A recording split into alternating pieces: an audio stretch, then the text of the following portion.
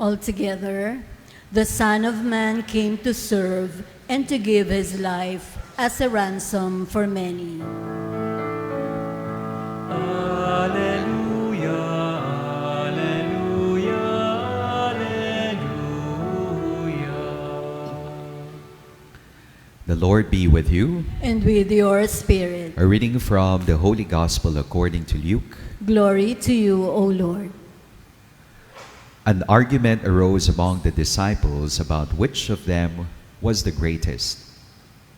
Jesus realized the intention of their hearts and took a child and placed it by his side and said to them, "Whoever receives this child in my name receives me, and whoever receives me receives the one who sent me. For the one who is least among all of you is the one who is the greatest."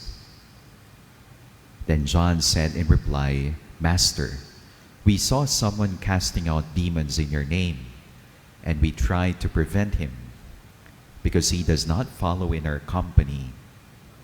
Jesus said to him, "Do not prevent him, for whoever is not against you is for you." My dear friends, the Gospel of the Lord. Praise to you, Lord Jesus Christ.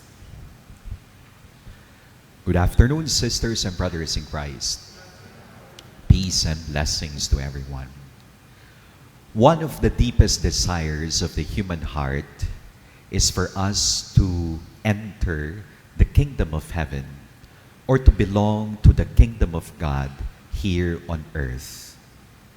And Jesus in the Gospels has this clear requirement.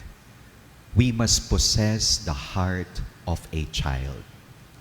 We must be childlike, not childish. Perhaps some of us or many of us would say, can we be like children again? Pwede bang maging bata ulit, Father? No stress, no worries, just fun. Well, we love children. They are cute, they are cuddly, they are a bundle of joy. They could be the center of our attention. But sometimes children are challenging too, with their shifting moods and tantrums. God desires a grown-up head and a childlike heart. One time I was driving and I saw this car sticker. It says there, "Growing old is mandatory. Growing up is optional." Does growing old mean growing up as well? Not necessarily, perhaps. You know, when our Lord Jesus said that the children are the greatest in His kingdom, the disciples were shocked. Why? Because in the Jewish patriarchal society, a child is a nobody, the least of society. A child neither has personality nor rights, legal rights.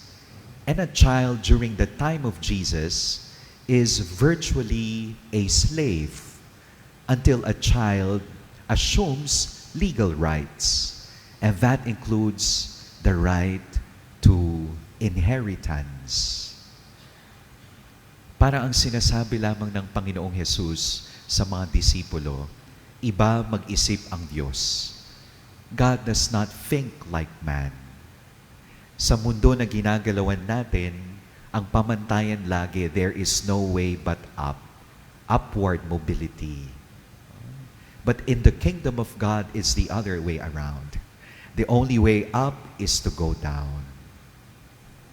My dear friends in Christ, who are the models of childlike trust and surrender? In our liturgical celebration today, three models. First, Jesus. Second, Job in the first reading.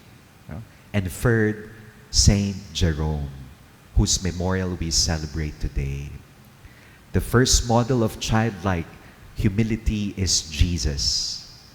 St. Paul, in his letter to the Philippians, said, "Though Jesus is God, Son of God, he did not deem himself as equal to God.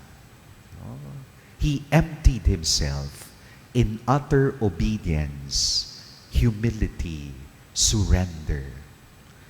Ang mga mata ng ating Panginoong Hesus laging nakatuon sa langit. Eyes on heaven, feet on the ground. The second model of childlike humility is Job in the first reading today. Alam po natin ang kanyang istorya. He had everything, and in an instant, he lost what he had.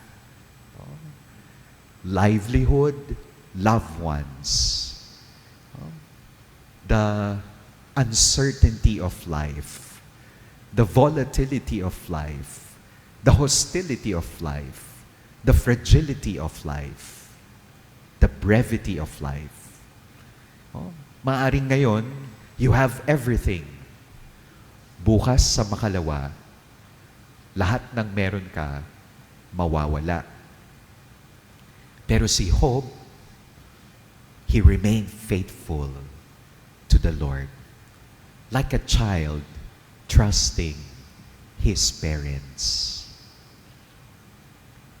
The third model of childlike humility is Saint Jerome.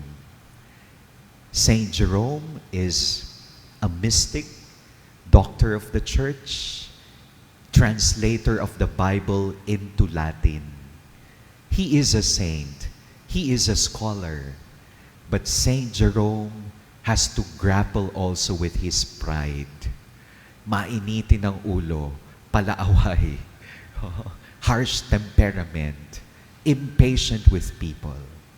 But again, he allowed the Spirit to form him, not just to inform him, but to form him and transform him into a disciple of the Lord. My dear friends in Christ, araw-araw tumatanda tayo. Every day we advance in age. We grow old. But in the eyes of God, we are His children. Amen.